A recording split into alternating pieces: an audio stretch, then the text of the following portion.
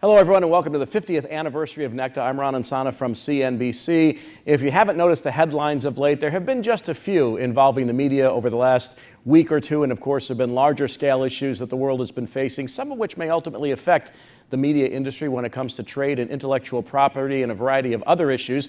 And as we do every year, we're here to talk about all of that with a good friend of mine who also happens to be my boss, and I say that with no concern about my future employment.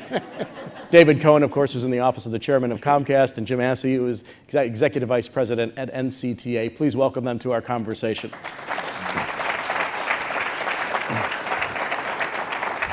So boss, before I get to it, let me just bring people up to date on what's happening in the marketplace, because as you know, headlines of late happen throughout the entire day. It's no longer a morning event where we put the news to bed by 5 p.m. Don't even want to think about what's going to happen in the next hour. Well, in the last hour, right. The Dow was up about 77 points, but President Trump threatened earlier, just about 30 minutes ago, to pull out of the World Trade Organization, so the Dow's down about 350 points right now.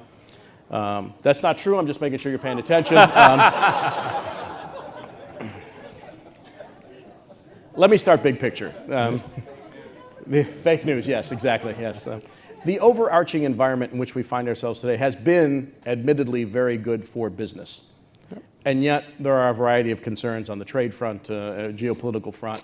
From the position of our industry, is there anything within the policy apparatus today, aside from tax cuts and deregulation, that really matters to the longer-term view of intellectual property and our ability to operate in overseas markets? Yeah.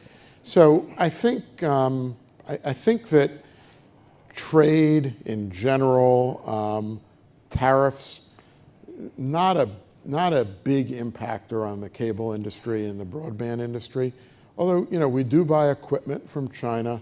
When these lists come out of trade items that are going to be impacted by tariffs, $234 billion, which so far. We rush to read those reports and see what's in there.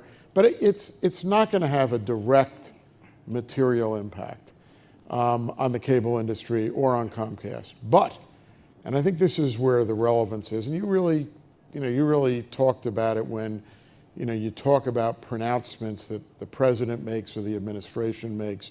When you talk about tax cuts and deregulation, the underlying theme here is that businesses in general, including Comcast, NBC, Universal, and including the cable industry, do better in times of certainty and regularity.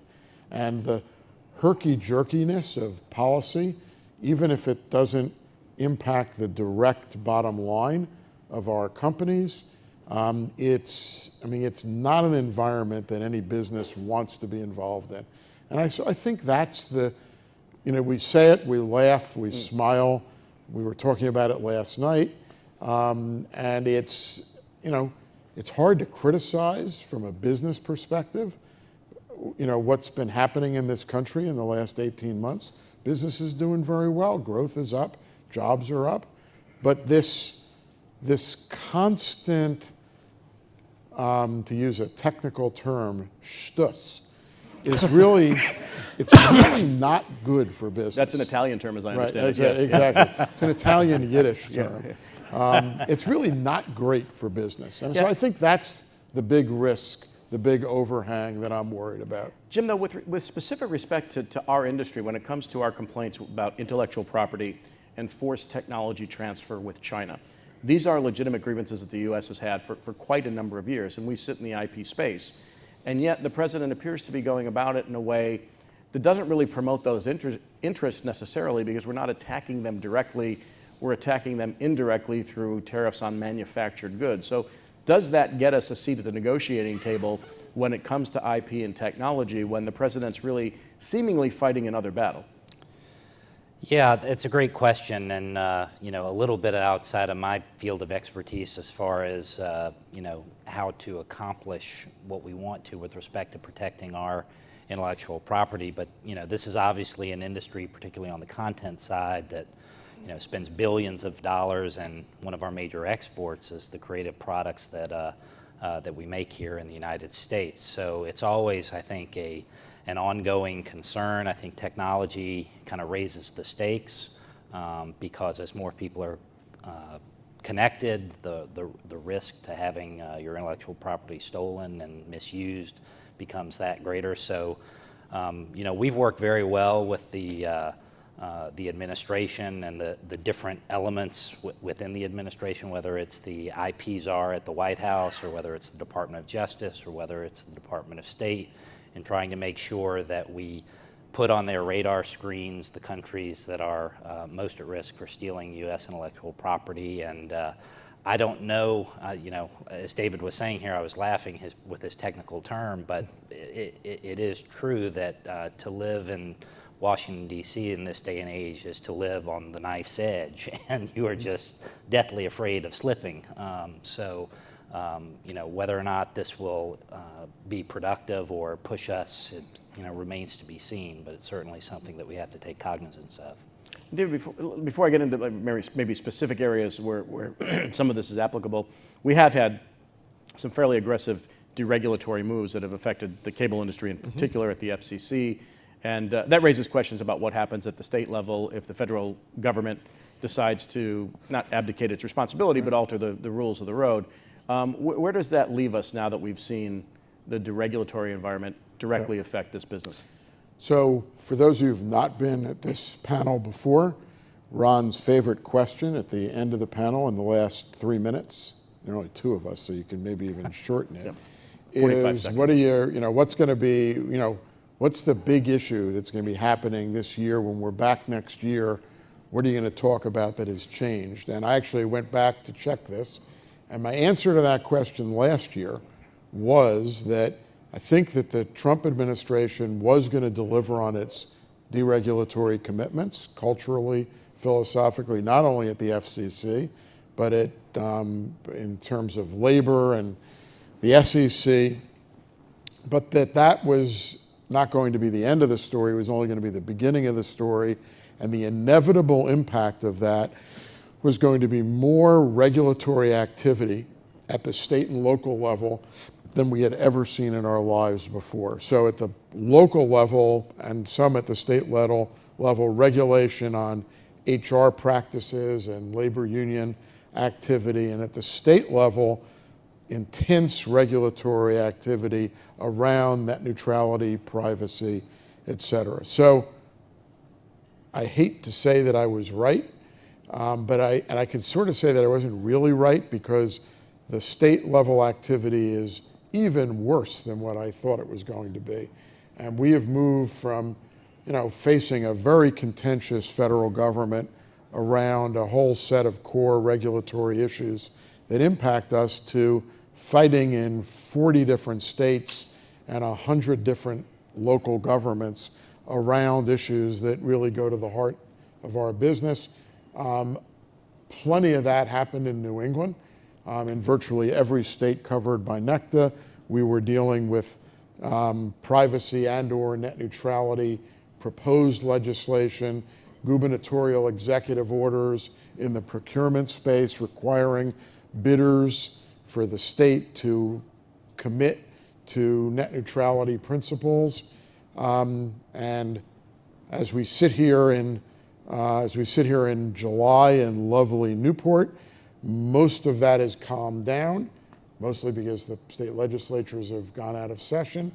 But we still have another 2 to 3 weeks in Massachusetts where these subjects remain an active area of interest, and we continue to have this battle literally all across the country. And I will say we can. James actually does a lot of the coordinating work for the whole industry out of NCTA on these subjects, and we can talk about some of the substance.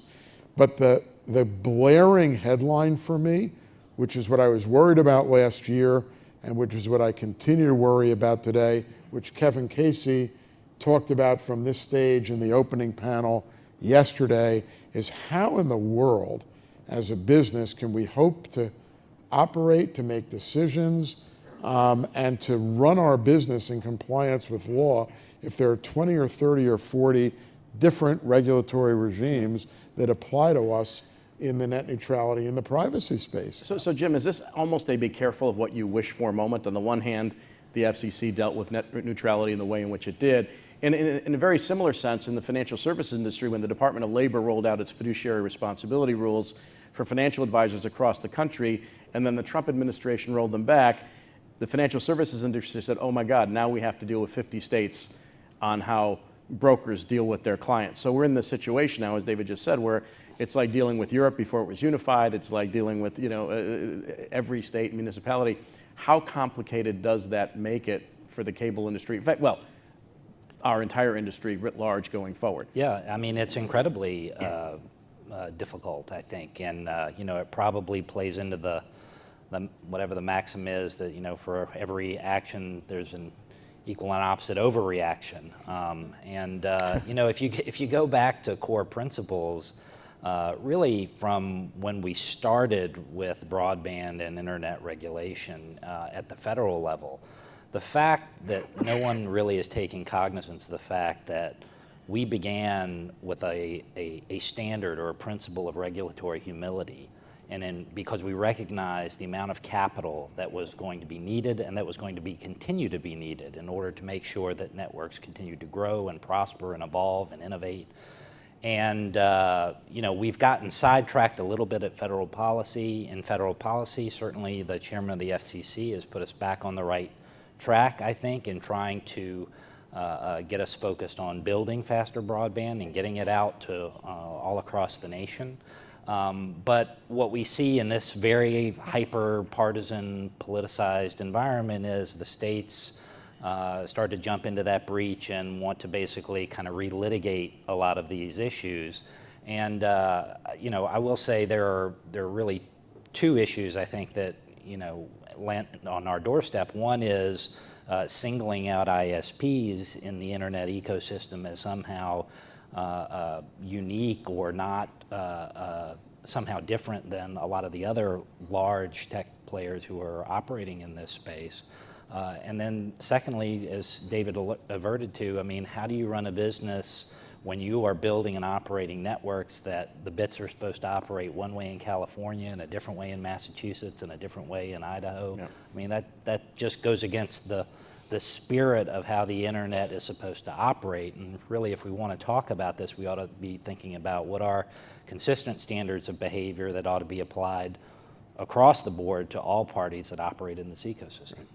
So if I can, Ron, I think what we're dealing with here is a state of painful but hopefully temporary chaos, because it's been 18 months of temporary chaos. Well, not yet, because most of this legislation hasn't passed, gone into effect. Right. I mean, it's chaos for a lot of the people in this room because they're government affairs professionals who are, being called. They're like firefighters fighting forest fires. They're called to suit up every day and go into a different state capital and let's go and take the halls and protect the public.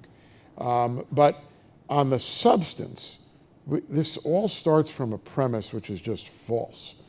And that is the cable industry, Comcast, Cox, Charter, all the companies at NECTA, we're not against net neutrality and we're not against privacy.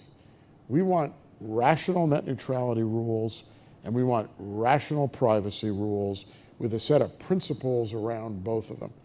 And the right answer, and we've been advocating this for a long time, is that Congress should adopt legislation that puts in place rational net neutrality rules and appropriate privacy rules that, in the simplest sense, basically follow the structure that the FTC has had in regulating privacy across the board. Would they be broadly applicable to the Facebooks of the world, the Twitters, and everyone else? On the privacy side, we think that the rules should apply to the whole industry. Yeah. But the point is, once you get the federal legislation, if drafted properly, they preempt all the state activity, whether it's passed or not passed. And so that's the temporary chaos. We're in this place where the FCC has acted to reclassify broadband from Title II back to Title I, where because of the classification of broadband at Title II, the FTC lost jurisdiction over ISPs for privacy purposes, and then a CRA passed on that. basically depriving the FCC of the authority to, basically depriving the FCC of the authority to regulate privacy. So you were in this betwixt and between case where all the old regulation, which was bad, has disappeared, and Congress hasn't gotten its act together to put in place replacement legislation. And I'm not whining about that. Congress hasn't gotten its act together to put together any kind of legislation. Yep. But I am a glass half full kind of a guy, and I think there will be momentum. I think there'll be lots of stakeholders in lots of different places, and I think there is a reasonable shot that we can get rational net neutrality legislation, something slightly less than a reasonable shot that we can get rational privacy regulation, and then that will preempt all of this chaotic state action. Yeah, but Jim, what's the timetable for that? We're coming up on the midterms. Next year. But you also have immigration reform. You have other issues that has to be next year. Way above this particular set of conversations. My whole argument goes away if it doesn't happen in the first 3 quarters of 2019. Would you agree, Because Jim? then we're going to be in presidential political silliness, and then you'll be talking about 21.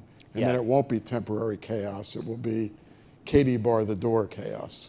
Yeah, I think David is right. We're for good or for ill, we're in kind of the midterm channel as far as what everyone is focused on. And if the Democrats take the House, does that complicate things further? Well, I don't know. I mean, you know, the thing about it is, and as a Democrat, one that's frustrating is, I think if you privately talk to a lot of members of Congress, they all recognize that we are in this bizarre situation and that the right answer is that we need legislation to settle this. I mean, we've been litigating this issue now for a decade. Yeah. So it's really just kind of generating the will, I think, to get it over the finish line and to work together on something that's reasonable and you know, to David's point, something that we can all agree on as far as norms of behavior that we ought to follow. You know, whether or not Democrats taking over the House will help that or not, we'll just have to see. But we are going to have to get past the election, I think, probably before we can. Remember, Ron, if you believe the Democrats and you accept their arguments in the net neutrality space, the internet as we know it has ended on June 11th. It's over. I mean, the internet has crashed. It's burned. It's completely different than it was on June 10th. So they have a pretty powerful incentive to try and do something to restore the internet as they knew it, or to try and restore the internet as they knew it. And you could argue, and I'm not rooting for this for a lot of other reasons, but you could argue, assuming the Republicans hold the Senate, Donald Trump remains president, you could argue that the Democrats winning the House would be helpful to the negotiation process so they'd at least feel that they have a real seat at the table to be able to participate in the negotiation and crafting of rational legislation. All right, so from the general now to the specific, and so with respect to regulatory issues and government involvement in the industry, late yesterday the Department of Justice said it would appeal the lower court ruling that allowed Time Warner and AT&T to merge. And Jim, I'll start with you on this. I mean, it's not surprising and it's surprising at the same time. One assumes that this still may be a pet item of a president who has a particularly personal view on this individual transaction, more than he has a view on vertical integration per se. What does this move by the DOJ mean, and is it meaningful given that the companies have effectively already merged? Well, it's a great question. I mean, I think my reaction when I saw the headline was, wow, largely because the decision that Judge Leon had was pretty conclusive in favor of AT&T. But, you know, the law does allow, in fact, I was reading in the paper today about, you know, cases where merged companies years later have been asked to unwind. Obviously that creates AT&T being one of them, actually.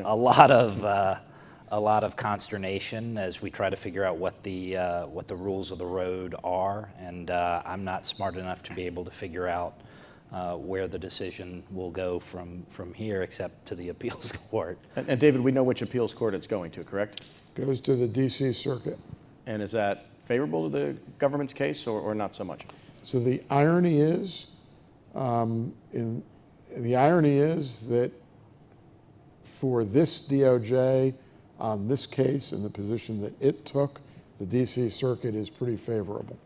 Depends on the panel, obviously, but Well, yeah. it's Yeah.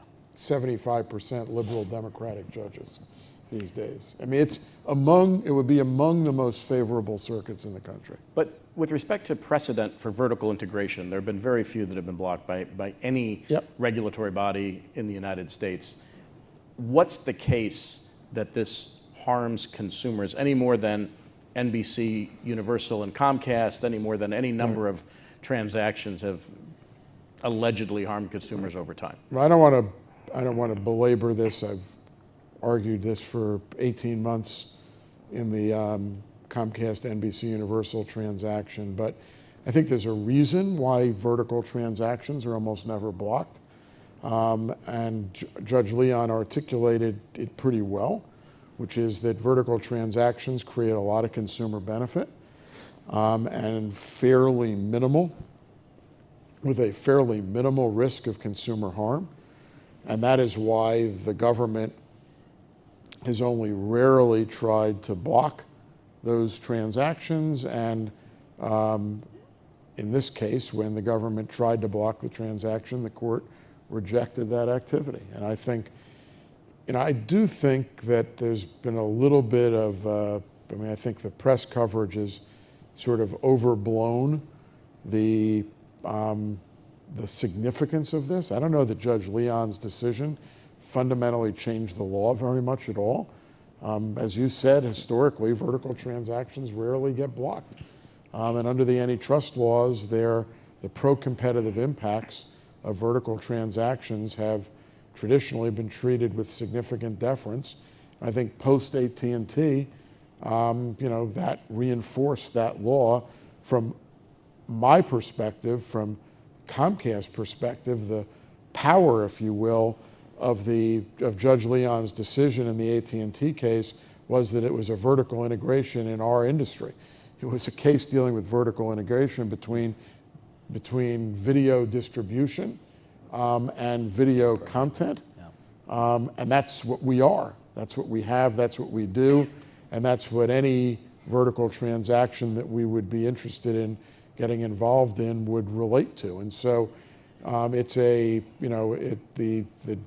decision by Judge Leon is a strong decision that not only endorses the benefits of vertical integration in general, but endorses them specifically in the content distribution and creation space. And the flip side of that, Jim, is if you go back to the old movie days when studios were preeminent, there were forced divestitures when movie companies owned distribution companies or theater chains and the like. So if one reaches back farther into history, you could make the argument that with things like block booking and forced distribution of owned content, there were reasons for the government to move in the past. So do you think that this government might use that argument as precedent versus what we've experienced in the more recent past? Yeah, I obviously I don't think they brought the appeal. They believe they have a case to make before the appeals court. I don't want to handicap what that argument may be. I will say, obviously, the content and video space that we exist in today is just so radically different with so many different players now. It's almost hard to look back on those types of cases and draw parallels just because there's just so much more tumult in today's video marketplace. And David, Comcast finds itself once again at the center of that tumult. Now, I know obviously there are certain areas of my next questions that may not elicit a response from you. However, Comcast finds itself in the midst of a bidding war with Disney over the entertainment assets of 21st Century Fox and control of Sky Television, both in Britain and in India. Comcast just raised the bid for Sky. First of all, what's the rationale behind going after these assets for Comcast?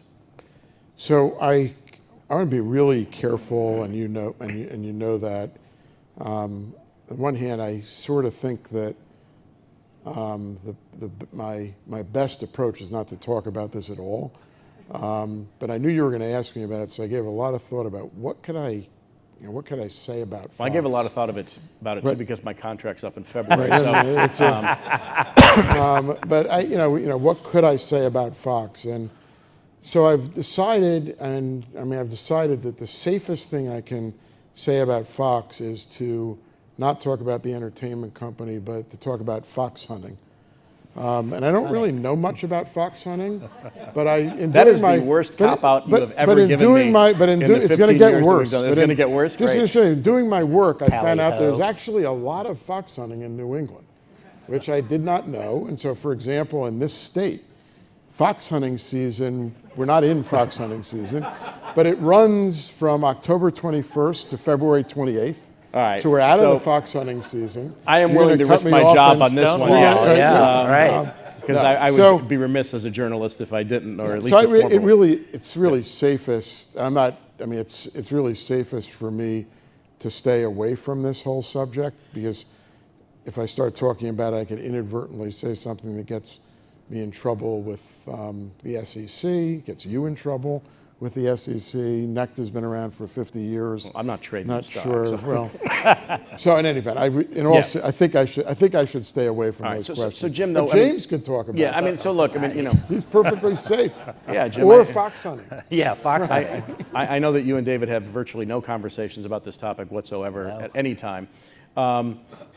However, we are seeing what is likely to be even further consolidation in the industry. Yeah. Content companies that are publicly traded are likely up for grabs. We don't know what, for instance, what happens in the Redstone lawsuit at CBS and Viacom, which could put those two entities in play, depending on how that comes out. So is it safe to say that the Disney-Comcast fight and the AT&T Time Warner deals will not be the end of media consolidation in this round, given that Netflix is spending $12 billion on content cash this year and likely to spend a similar amount next year? Yeah, I think that's, I should note that all of those companies you mentioned are NCTA members in one shape or form. But in good standing, I would imagine. Yes, Yeah. well, we hope so.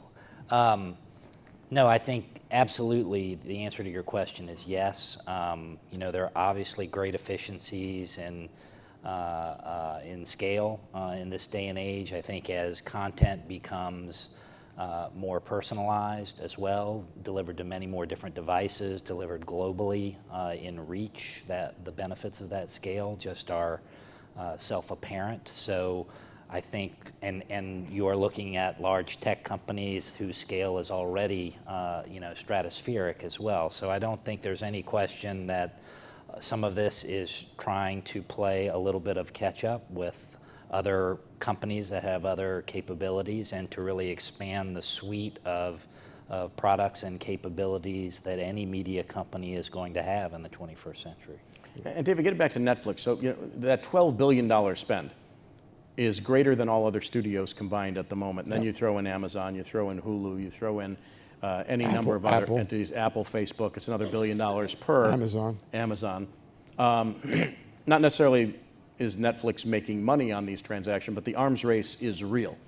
And so does that mean there's an end game here where players are forced out of the content business because prices go too high and we see a collapse of a so-called content bubble? Or, as we've seen in the past, does more distribution mean more professional content, and that the pie just expands and a proliferation of offerings just continues on into the future? I mean, I do think James referenced this earlier and in his last answer, the explosion of choice and players in the video marketplace is, I mean, it's almost incalculable in terms of the players that are there, and I do think scale beyond anything that anyone would have contemplated even 3 or 4 years ago is going to be required in order to succeed in that marketplace. And I'm not, will every player survive? Probably not.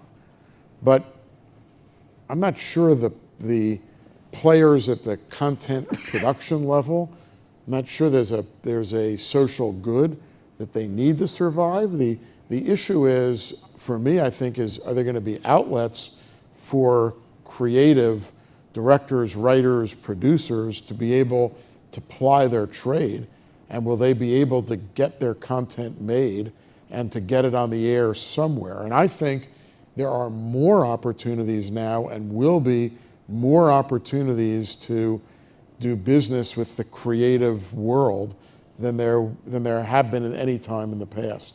I mean, Netflix is spending $12 billion. Some of that's on its own original content, but even original content isn't like created in a laboratory. They have to hire people, directors, producers, writers, to produce their creative content, and they have an almost insatiable appetite for the purchase of content that they are not producing. So I think, I know we use there have been multiple times where the phrase the golden age of television has been thrown around, but I think we are in another golden age of content creation. And I think that golden age is going to be extended and is going to become more golden with all of these significant players with spending enormous amounts of money to purchase and to create content. And Jim, in many of the last sessions that we've met here over the last few years, we've talked about disruptive processes within the industry, whether it's the Netflix of the world, but we also are now on the verge of VR, AR. We talked at dinner last night, those of us who have teenage children, about the wildly destabilizing effect of certain video games that are played socially now. Fortnite being the one that has distracted my 16-year-old beyond recognition as a human being. He is locked in a chair for 4 hours a day. If you would have told me probably 2 years ago that people would spend time watching other people play video games. Esports, yeah. I mean, it's Fill amazing. Madison Square Garden with people watching other people playing video games. It really is. That is true, by the way. That has happened around the country, yeah. The consumer is has more control now over the choices and the product that they want to see than ever before.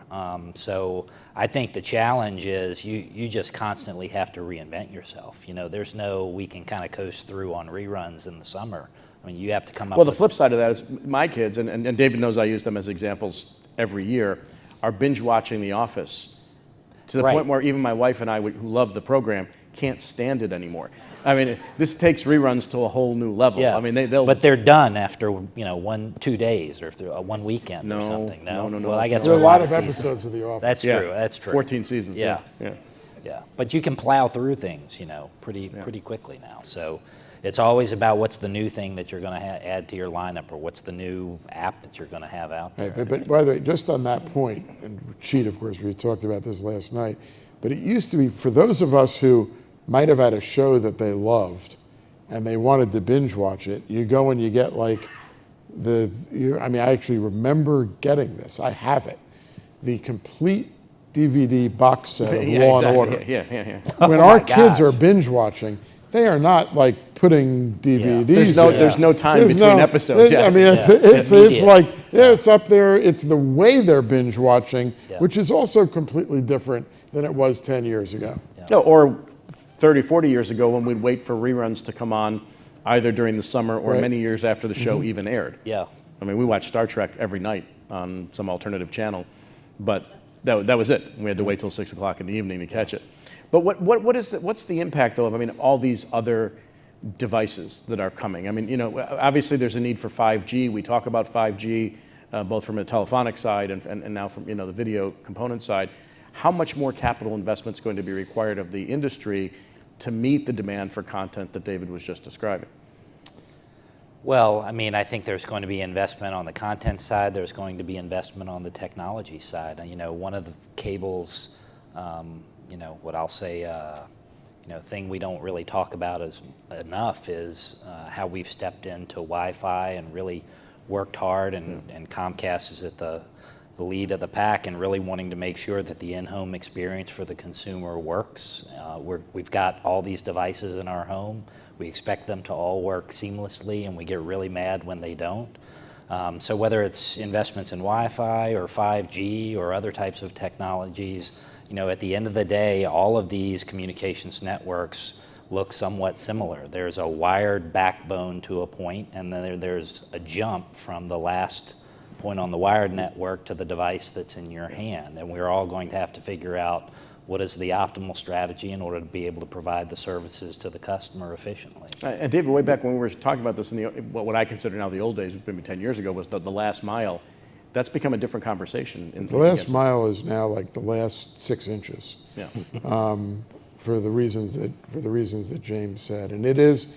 I mean, I think that's a great way to describe it. I mean, it all starts with wired backbone, and then it's a matter of technology choice. Yep. And investment in that technology to take it from the end of the wire to the various devices. And I think the investment that we as a company, we as an industry are going to make in our infrastructure is going to be astronomical.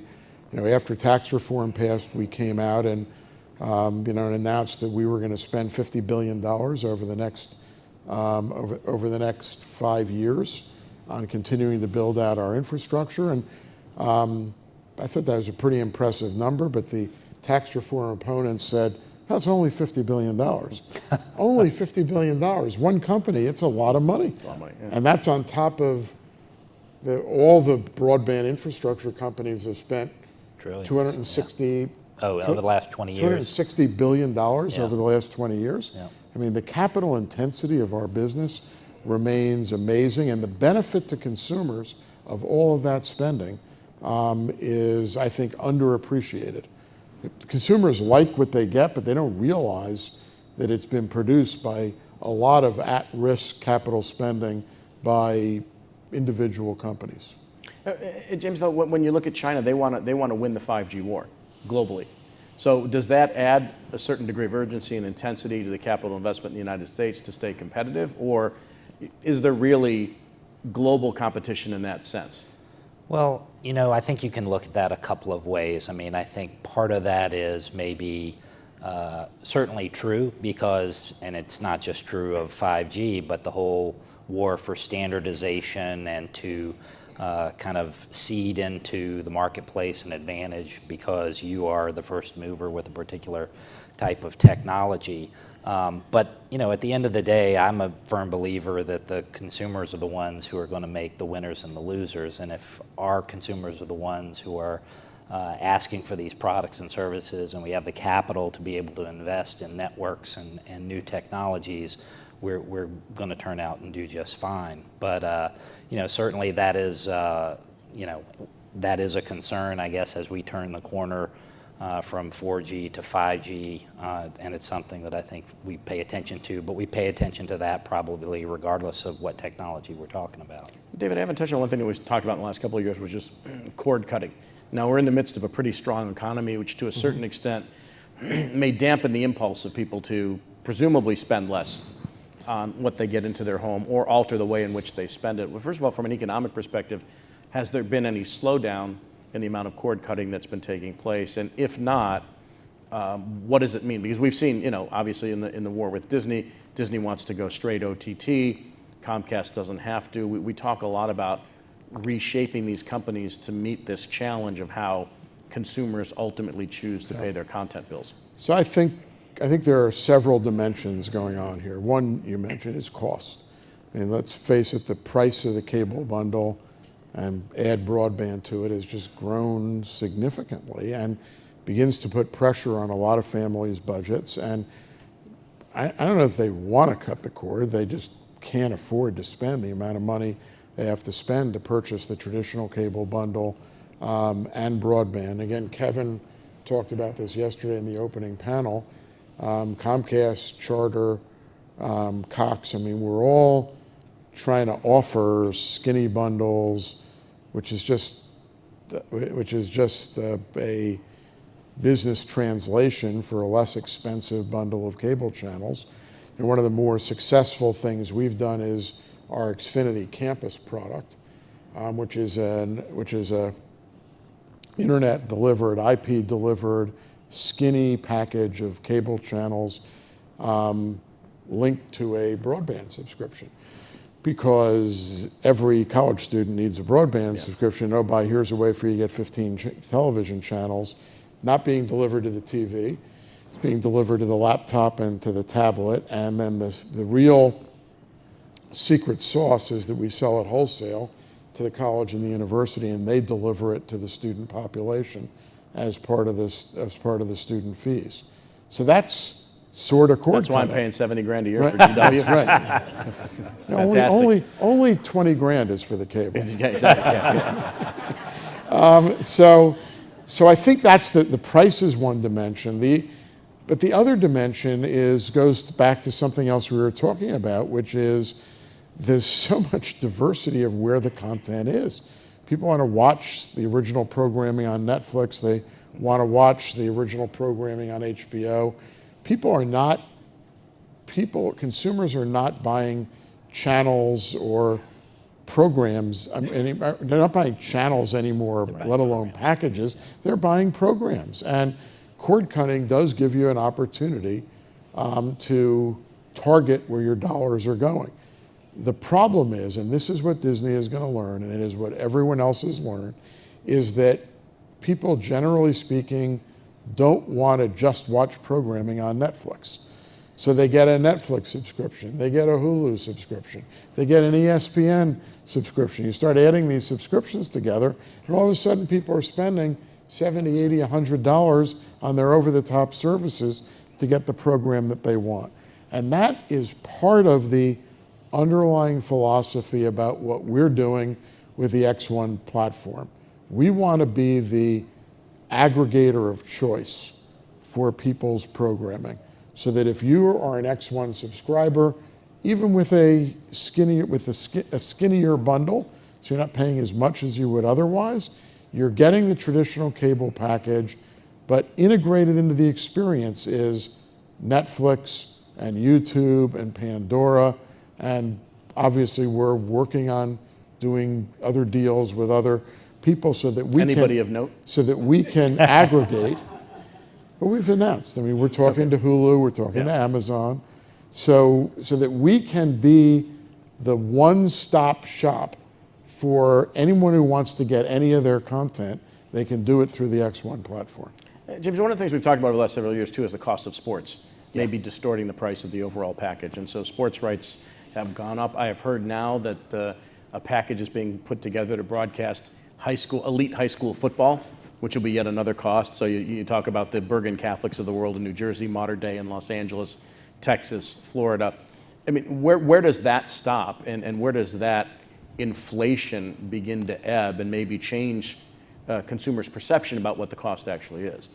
Yeah, I mean, I think you can talk about cost, but there's also tremendous value in sports as well. I mean, I'm sitting next to the Olympics here as well, but we have those, by the way, till 2120. yeah. Well, I mean, that's you make long bets on programming that the longer you go in time becomes more and more unique. When you talk about the bundle going away, well, it's not really going away, it's just changing. It's not a bundle of channels, it's a library of bundled programs, and the only thing that doesn't really fit neatly into that type of library bundling is live programming, and sports is something that people are certainly passionate about and are willing to pay substantial amounts of money for, not just on the supply side, but as a consumer. I want to watch Tom Brady, I'm going to, pay the money. You had to go there, huh? Yeah, sorry Yeah, about thanks, that. yeah. Greatest of all time. Or the Buffalo Bills, potentially.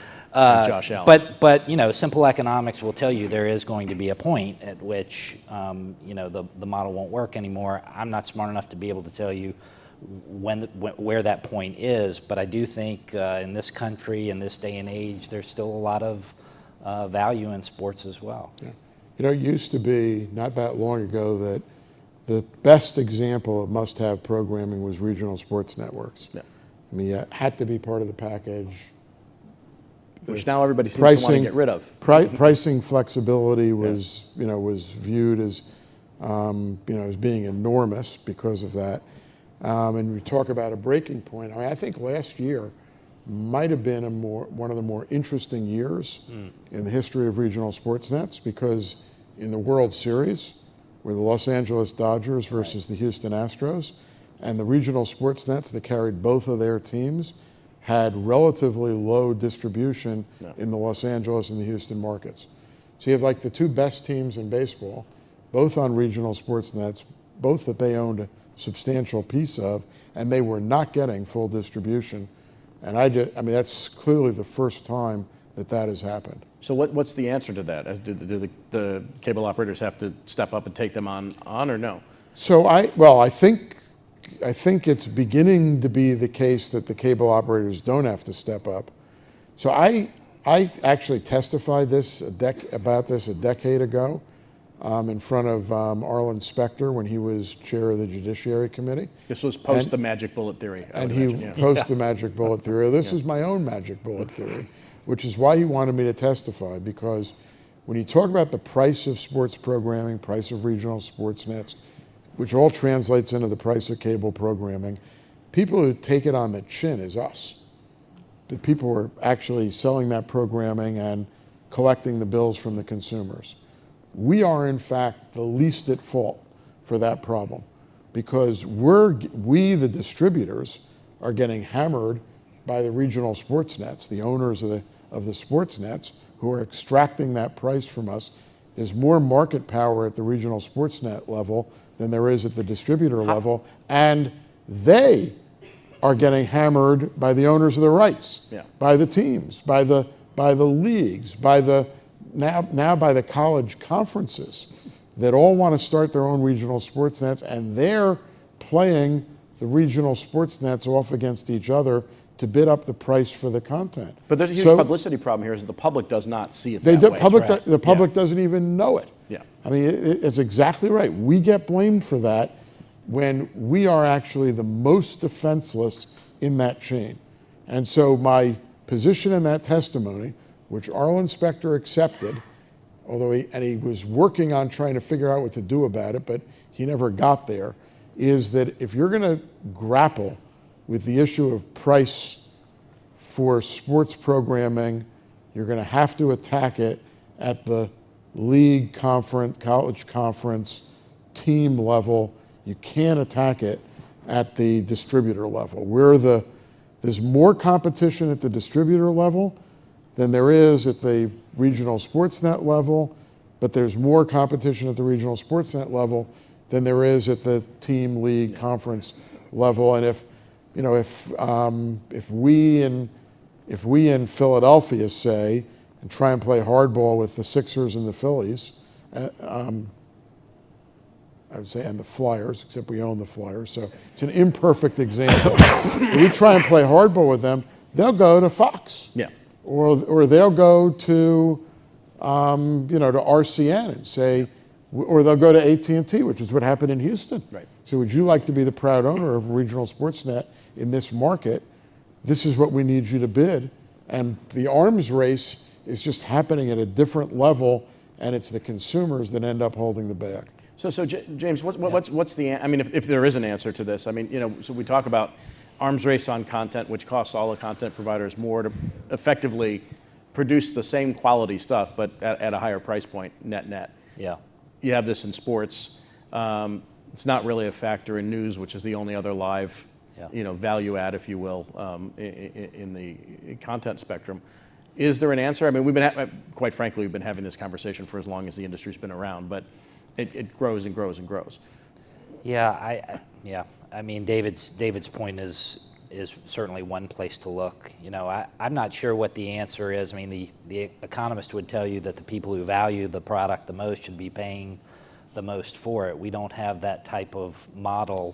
When you're paying LeBron James $150 million for 4 years, I mean, those companies have to figure out some way that they're going to recoup the investment and the human capital that they're paying. So I don't know if consumer preferences will change over time. I mean, you do see over-the-top offerings. Major League Baseball has one. But I think ultimately at the end of the day, it's going to be an economics decision that's going to be made by the consumer as to whether or not they can afford the price of this really valuable, high-cost programming or not. And as that changes, then the models will change too. But I don't see any other intervening force.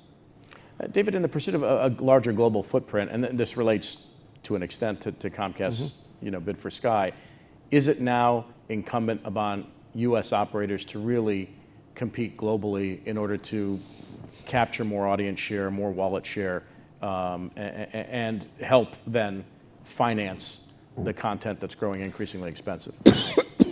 So, look, I think scale is important, so let's just start with that. But I do want to say, and it should not be interpreted in any way as a prediction of any outcome, we have a fantastic company. With or without Sky, with or without 21st Century Fox, we have a fantastic company, a growing company, enormous success. We're already competing globally. Mostly in film, but also in parks. We have one of our best performing parks is in Japan. We're building a park in China.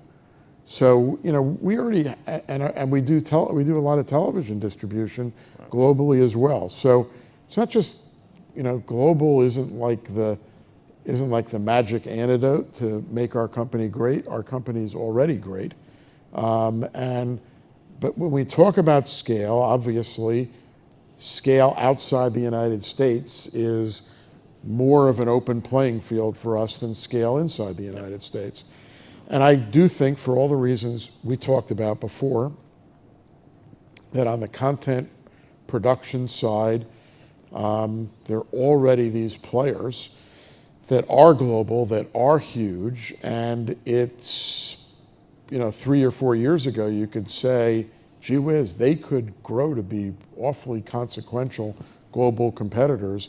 You wouldn't say that today. They have grown to be awfully consequential global competitors, and to be as successful 10 years from now as we are today, we're going to want to have more of a global footprint and be more of a global competitor to the Netflixes and the Amazons of the world. And Jim, there are regulatory hurdles there as well, right? Because the playing field, if you're going to talk about 40 states having rules on net neutrality here, you have content and privacy rules in foreign markets that are vastly different, China in particular, than in the US. Does that complicate the ability to go global? Sure. I mean, you said China, but you can look at a topic like privacy, and we have the EU has its privacy law called the GDPR, which went into effect, I guess, in May. And if you're a global company and you're doing business with EU citizens, you're going to have to come into compliance there. And those types of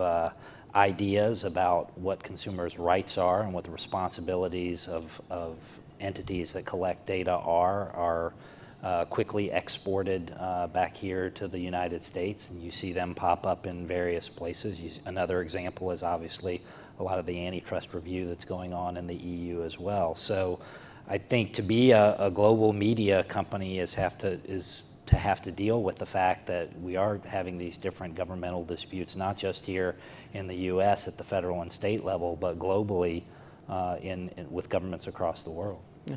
David, we used to spend a lot of time talking about the telcos, and with the exception of AT&T, really no other large provider of whether it's decreasingly landline services or wireless services has become a major player in the content business as once thought. Will that change if indeed AT&T and Time Warner are ultimately approved? So the answer is I don't know, because Verizon's got AOL, Yahoo. Because I think a lot of the wireless companies figured out a while ago they needed to have a content play of some type. So I do think that wireless and wireline and wireless, wireline distribution, content production are all going to be part of the consolidation trend that we talked about earlier. What the opportunities are, the easy opportunities, they're beginning to disappear. This may, after 21st Century Fox, after Time Warner, this may have to happen in smaller bites. Even Viacom CBS isn't the size of either of those companies. And James, Viacom, CBS, from what we read, I mean, Sherry Redstone rebuffed a buyout offer without even hearing what it was. So now we also have to wait on the outcome of that lawsuit. And not only that, but the voting control that exists within the media business itself. So with the Redstone family having voting control, the Murdoch family, and quite frankly, the Roberts family having multiple classes of stock. It's true of Facebook and Google as well. Do you think there might be a challenge to all that would hasten the pace of consolidation if Sherry Redstone, in fact, were to lose this lawsuit that currently gives her virtually, single say in what the disposition of the assets ultimately would be? Yeah, I guess the way I would answer that is to say, obviously as certain companies merge and combinations occur, I think the rest of the media ecosystem has to always take stock of where they are and where they sit in position to the people they want to compete against. So, I'll stay out of the boardroom dynamics and just say that the result is that if these mergers give these companies certain capabilities and opportunities, there'll be intense pressure on the ones that are kind of next down the line, I think, to follow. And whether or not that results in any further angst at the regulatory or governmental levels, we'll just have to see. But I think there is a recognition that maybe the way that we have traditionally looked at media cabined with a few set of players is a little bit pedestrian and nostalgic for today's media marketplace. All right, so we have 2 minutes left, and so David, we're at that point that we talk about every year, looking down the next 12 months. And James, I will start with you on this, because obviously I would imagine your plate is quite full as we move towards the midterms and we look beyond November. What's your calendar for the next 12 years? Next 12 years, wow. Next 12 months, I'm sorry, yeah. At the end, I'll be on a beach somewhere. No. The next 12 months, I think, will be interesting. I think there's always a glass half full, glass half empty kind of way to approach these things. And, the glass half empty would be that nothing really changes, and the polarization that seems to have ground politics into fine dust continues to leave us there, and we just try to bump along in Washington and deal with the states as they occur. I'm going to choose not to follow us down that road. I think the glass half full is that there will be a recognition that at least with respect to communications and possibly media as well, that it will serve no purpose really to continue to litigate and prosecute this issue in the courts for the next 2 to 3 years, and that there will be tremendous benefit to creating some consistent norms of behavior at the federal level. And I think hopefully after the election we'll be able to sit down with members of Congress in both parties who we've had private conversations with, and I think who generally would like to be in a position to legislate, but for various reasons believe that the politics of the time have overtaken them. Whether that's overly optimistic remains to be seen, but I think the consequence of states getting out in front and leaving us with a patchwork of regulations that don't make sense, whether you're a communications company or frankly whether you're an internet company, that pressure is going to become difficult to ignore, and I think legislators will take notice of that. So David, give me the content side of this question. With Netflix doing 750 scripted programs this year, 1,000 next year, $12 billion in spend, maybe the same amount next year. What does the media landscape look like 12 months from now? Yeah, so I want to marry what James said, because I also am going to be a glass half full kind of guy and say that we're going to get some regulatory clarity through legislation. And I think one of the benefits of that is that with that clarity and the state of what I think is reasonably clear DOJ M&A policy, I think a year from now we will see at least the beginnings of even more significant consolidation, particularly on the content side. This isn't going to slow Netflix or Apple or Hulu or Amazon down. I think they're going to continue to explode in growth, but I think you're going to see a healthy reaction from the perspective of the consumer with greater content consolidation to enable the traditional content creation infrastructure to be able to better compete with those internet behemoths that are themselves exploding the amount of content that they're creating and producing. And I think the net result is going to be awfully good for consumers. Regulatory clarity and certainty to protect their interests, and a set of large competitors that are producing enormous amounts of valuable content. All right, gentlemen, as always, a pleasure. Jim, you. David, thank you very much. Thank you Thank to the you, Ron. audience. Happy 50th anniversary to NECTA.